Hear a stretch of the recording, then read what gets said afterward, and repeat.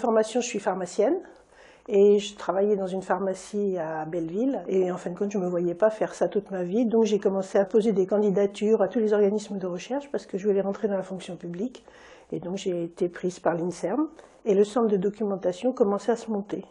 Donc on m'a proposé un poste au centre de documentation de l'INSERM. J'ai été formée pendant assez longtemps, j'ai découvert un peu ce métier. À l'époque, un chercheur commençait une recherche bibliographique. Ce qu'il voulait, c'est avoir toutes les références qui avaient été publiées sur son sujet. On avait un moment d'échange très fort où il nous expliquait son sujet. Il fallait qu'on comprenne ce que vraiment il voulait pour pouvoir après nous le traduire dans le langage de la machine, dans notre langage professionnel, avec notre connaissance du vocabulaire, des techniques, etc. Et c'est vraiment, ça m'a passionnée parce que c'était un métier en pleine évolution, avec beaucoup de contacts avec les chercheurs à l'époque, un peu moins à la fin de ma carrière parce que l'Internet a fait que les chercheurs ont pris en main eux-mêmes leur propre documentation. L'INSERM m'a apporté beaucoup.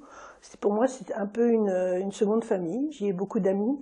J'y ai passé des moments très, très agréables. On m'a donné la chance de pouvoir réaliser beaucoup de projets. Et j'ai rencontré des gens extraordinaires. J'ai jamais regretté le premier choix que j'avais fait de quitter l'officine pour l'INSERM.